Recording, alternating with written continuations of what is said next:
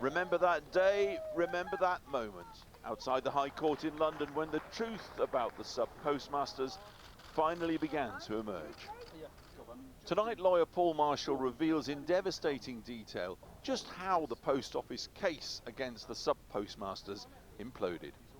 The story begins in 2020 when he discovered legal advice sent to the Post Office by its own lawyer, Simon Clark. The advice, written 7 years earlier but kept secret, says the credibility of the Post Office's key expert witness in several cases against postmasters was fatally undermined in key prosecutions. That witness is Fujitsu's Gareth Jenkins, the key architect of Horizon, the failed sub-postmasters IT system. The Clark advice was totally electrifying in cases where Mr. Jenkins had given evidence to the court. In every one of those 5 cases, he had failed to disclose his full knowledge of the existence of bugs, errors and defects in the Horizon system. And the advice given to the Post Office at that stage was, the consequence of that was that he was discredited as a witness. He had put the Post Office in breach of its obligations to the court. He should never be called again as a witness, and various other things. But those are seismic, because he was the principal witness for the Post Office. Paul Marshall says he's never discussed the Clark legal memo in detail until tonight. Well, it was in a sense a sort of eureka, got it moment, because it provided in a sense a solution and an answer to all the suffering and all the horror that these individuals had experienced over such a long time. It suddenly became explicable. The Post Office knew, but had been hiding it right up until 2019. And I knew from that moment onwards that all would be well.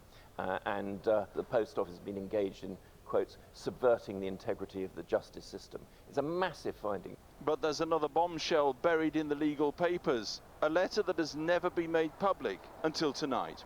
7 whole years before the secret came out, the Post Office was so concerned about this flawed witness, it contacted its insurers. It's all set out in a letter from the Post Office's own solicitors. Marked strictly private and confidential, to be opened by addressee only, and dated 2020, the letter states, the document was saved with the name Insurance Risks, and there are contemporaneous emails which confirm that it was provided by way of a notification to Post Office Limited and the Royal Mail Group's insurers. Such was the concern about Gareth Jenkins not telling the courts about the IT system's failings. The insurers were called in. But there's more. The Post Office board itself was specifically notified.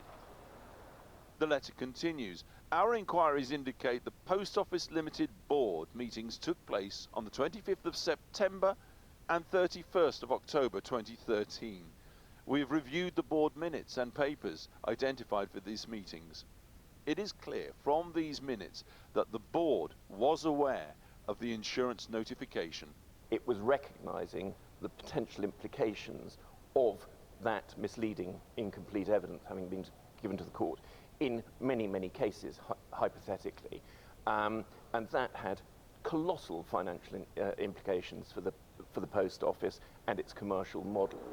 So there you have it. The Post Office board itself knew their star witness was a problem. They had to tell their insurers.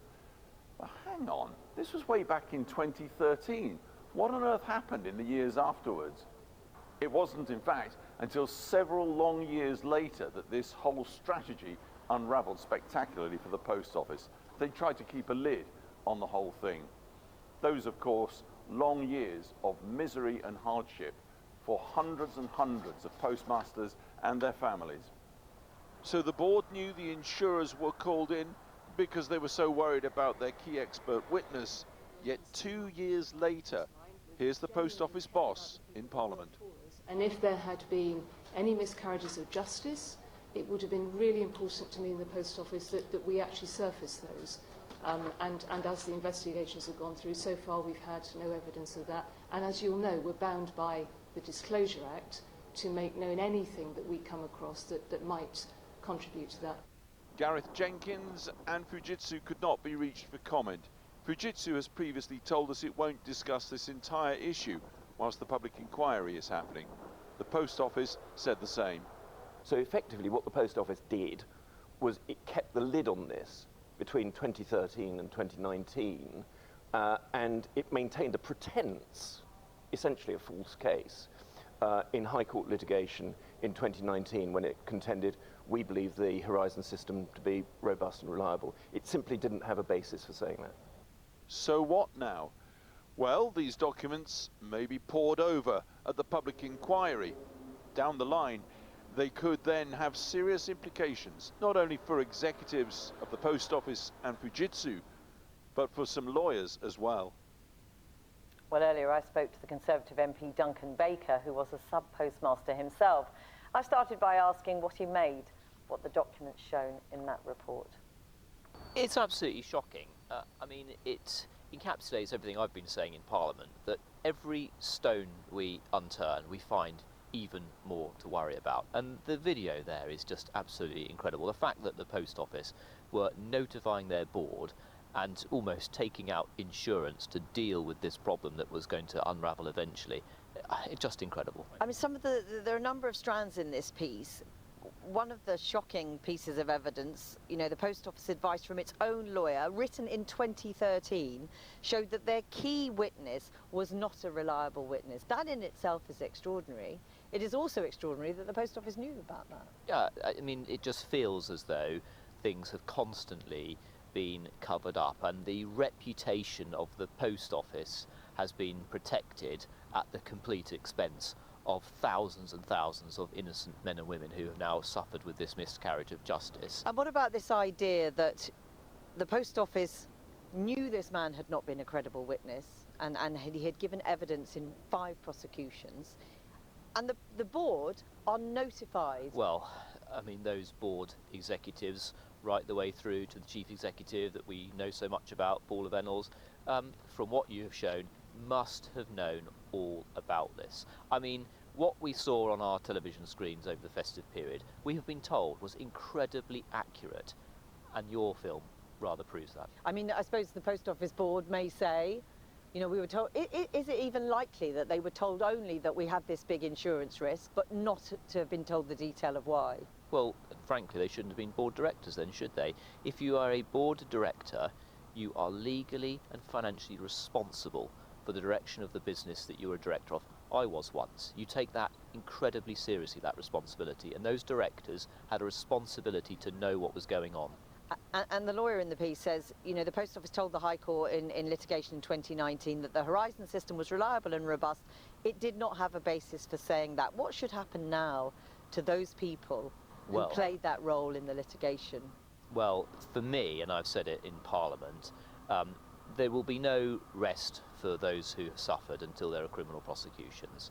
And as we unturn those stones, like you've done here, we are finding more and more out. A lot of this says a good deal about the culture of the Post Office in the past, yet even in the Select Committee in the inquiry, the Post Office current leadership were accused of showing contempt for victims for still being slow to disclose information. Are you convinced that the Post Office today has changed?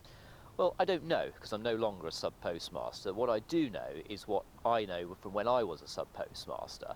And the feeling I got from when I met Paula Venables back in 2016 was pretty much as though running a corporate supermarket with a post office in the back of it, that was the identity that they wanted. They weren't interested in those little people that perhaps ran the cafe with the post office on the side of it that might be in the Yorkshire Dales. They wanted the brand. It was all about selling. It was all about financial services. They wanted to be standalone so that the government didn't have to necessarily help fund them. And I get that. But the relentless pursuit of that and to move into that more banking and corporate nature, I think was the undoing of the post office. We should have preserved the brand that made it so sacrosanct. Duncan Baker, thank you very much for talking to me today. Thank you.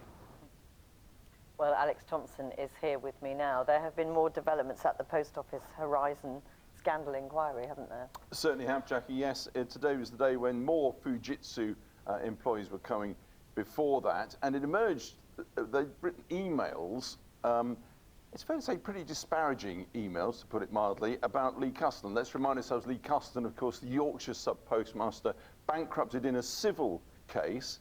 ended up living out of his car for more than a year, finding work wherever he could. His daughter had anorexia, went down to 5 stone at one point. Whilst all that was unfolding, over in Fujitsu, the employees were writing emails to each other. Let's have a look at what they were saying. And see these emails, one of them describing Castleton is a nasty chap. The other, Fetters Lane, reference to the famous execution spot in London, is where they used to hang people out to dry. Well, remember, the post office certainly hung this man out to dry by bankruptcy. And well, today we caught up with Lee Castleton in London, asked him what he made of this. Well, that's what they did. They hung me out to dry on Fetters Lane. You know, they purposefully hung me out to dry on Fetters Lane. That's what they did, you know, to show everybody what would happen. So all the other victims could see this is what's going to happen. I wasn't surprised. Well, fair to say, to be fair, those employees before the public inquiry today apologised unreservedly for writing those emails. Bringing up to date 2 more corporate events related to Fujitsu. You've been aware in the last few days that the CEO was, he was ambushed by reporters at Davos and the World Economic Forum there, and he definitely apologised on behalf of what the company had done. So did the European director, you remember, at the Select Committee of MPs earlier this week. But he also went further. He said we should be paying compensation as well, and that has knocked $1 billion off the share value of the company as a whole. And today, Fujitsu announced that they will have a stay and a pause on tendering bidding for any public contracts in the public sector in the UK until there's such time as the public inquiry reports. We don't know when that's going to be, sometime hence. Quick reminder, those contracts are nothing if not large. They total, in the public sector alone in the UK, reckoned to be £6.7 billion, almost 200 of them.